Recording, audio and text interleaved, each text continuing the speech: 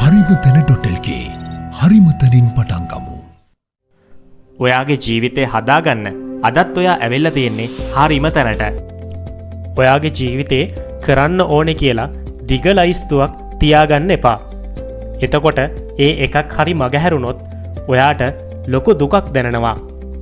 අද හරිම තැනට ආපු ඔයාට හරිම විදිහට කියලා දෙන්නම්. ඔයාගේ ජීවිතේ තියාගන්න ඕනේ අත්‍යවශ්‍යම දේවල් 4 මොකක්ද කියලා. පළවෙනි එක, දෙමව්පියන්ට සලකන්න ඕනේ. පුංචි කාලෙදී ඔයාව හදා වඩා ගත්ත දෙමව්පියෝ කියලා කියන්නේ ඔයාට රත්තරන් වටින දෙන්නෙක්. අපි හැමදාම එකම විදිහට ඉන්නේ නැහැනේ. අපි ලොකු වෙනකොට ඒ අයත් වයසට යනවා. ඒ අය වයසට ගියාම ගතේ වාරුව නැති වෙනවා. සමහර වෙලාවට තමන් කරපු රැකියාවෙන් විශ්‍රාම යනවා. ඉතින් මෙහෙම වටපිටාවක් තියෙනකොට කොහොමද ඒ අය අනාගතයේ සතුටින් ඉන්නේ කියලා ඔයා කවදා හරි හිතලා තියෙනවද? ඒ නිසා අංක 1, ඔයාගේ ජීවිතේ අනිවාර්යයෙන්ම ඔයාව හදපු වඩපු දෙමාපියන්ට, ඔයාව මෙච්චර කල් ලොකු මහත් කරපු දෙමාපියන්ට, ඔයාව ඔය ඉන්න තැනට එන්න උදව් කරපු අයට අනිවාර්යයෙන්ම ඔයා ප්‍රතිඋපකාර කරන්න ඕනේ. අංක 2, මොකක්ම හරි දෙයක් කරලා ජීවිතේ දිනන්න ඕනේ. මොකක්ම හරි දෙයක් කියලා කිව්වේ නීති විරෝධී දෙයක් එහෙම නෙවෙයි. ඔයා නීති විරෝධී නොවන සමාජයට වැඩදායි, ඒ වගේම ඔයාගේ පැත්තෙන් ඔයාට ඉස්සරහට යන්න පුළුවන් මොනවා හරි දෙයක් පටන් ගන්න. සමහර වෙලාවට මේ කියන්නේ ටවුන් එකට ගිහිල්ලා මොනවා හරි පාම්බනිස් විකුණන එක, එහෙම නැත්නම් වඩේ කරත්තයක් දාගන්න එක උනත් වෙන්න පුළුවන්. හැබැයි ඒ ඕනම දෙයකින් ඔයාට පුළුවන් ජීවිතේ ඉස්සරහට යන්න. ජීවිතේ දිනනවා කියලා කියන්නේ ඔයා දියුණු වෙනවා කියන එක. හැබැයි එතනදී කාටවත් කරදරයක් වෙන දෙයක් නම් කරන්න එපා.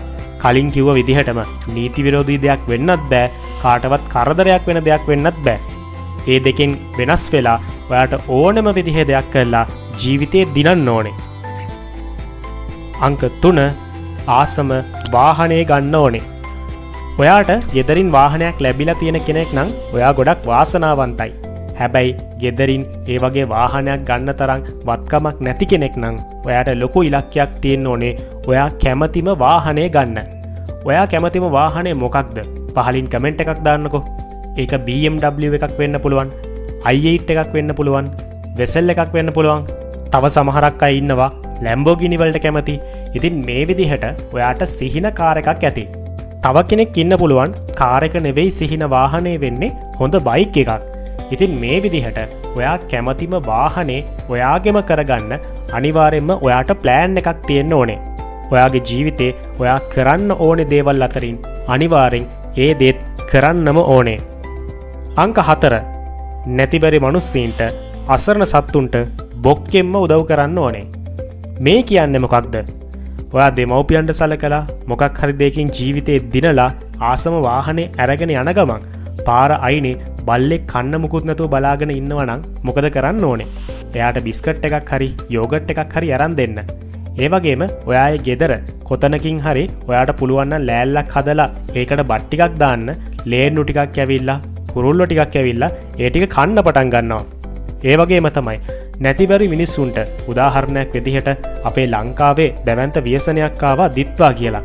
මේ වෙලාවේදී අපි දැක්කා ගොඩක් මිනිස්සු තවත් මිනිස්සෙක්ට උදව් කරන්න පෙළඹෙනවා. ඒ වගේම තමයි සුනාමිය වෙලාවෙත් එහෙමයි. ඔය වගේ Tamanට තියෙන දෙයින් තව කෙනෙක්ට අපිට උදව් කරන්න පුළුවන්.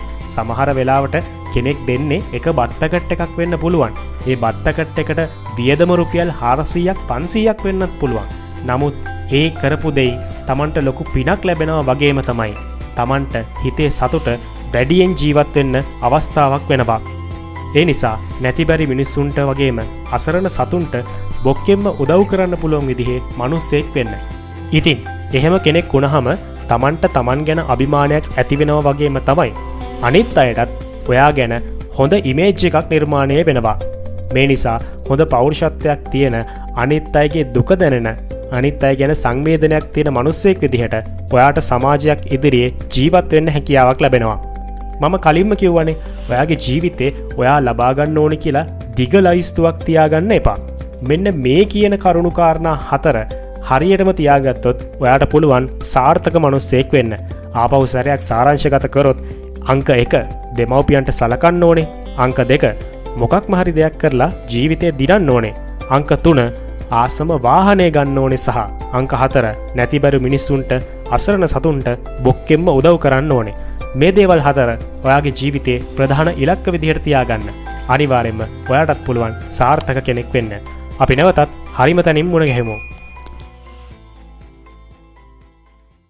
කොරියන් එක්සෑම් එක ලියන්න බයෙන් දෙන්නේ. කොරියන් එක්සෑම් එක ලියන්න බය වුණු කාලේ දැන් ඉවරයි. topicsir.com කොරියන් එක්සෑම් එක විදිහටම සැකසුණු සිමියුලේට් වෙබ්සයිට් එකක් තමයි මේ. විභාගයට ගිහිල්ලා නුපුරුදු කම්පියුටර් වලින් වැඩ කරන්න ගිහිල්ලා බොරුවට බය වෙන්නේ නැතුව ගෙදරදම පරිගණකයක් භාවිතයෙන් කොරියන් විභාගයේ එක්ස්පීරියන්ස් එක ඔයාලට ගන්න පුළුවන්. මේකේ ඉන්ටර්ෆේස් එකේ ඉදන්ම ඔයාලා කොරියන් එක්සෑම් එක ලියන සයිට් එකේ විදිහටම තමයි හදලා තියෙන්නේ. ප්‍රශ්න පත්‍ර ලිස්නින් රීඩින් විදිහට කොරියන් එක්සෑම් එකේ විදිහටම කොටස් දෙකකින් සමන්විතයි. ඔයාට ප්‍රශ්න පත්‍රය ලියන්න කාල සීමාවක් හම්බෙනවා විභාගෙදී වගේම. ඔයාගේ ලකුණු ගණනත් ඒ වෙලාවෙම පෙන්නනවා. ලකුණු ගණනය සිද්ධ වෙන්නේ එක්සෑම් එකේ ලකුණු දෙන විදිහටමයි. මේ වෙබ්සයිට් එකෙන් ඔයාලට කොරියන් විභාගෙට ප්‍රශ්න මොන වගේද කියලා අවබෝධයක් ගන්න පුළුවන්. වැදගත්ම දේ තමයි අදාළ කාල සීමාව ඇතුළත පිළිතුරු ලිවීමට හුරු වෙන්න පුළුවන් වීම. හැබැයි ඔයාට අනිවාර්යයෙන්ම කම්පියුටර් එකක් නම් තියෙන්න ඕන. කොරියන් විභාගයේ දවසට බය නොවි කොරියන් විභාගයෙන් ඔයාට උපරිම ලකුණකට යන්න හරිම පාර. topicsir.com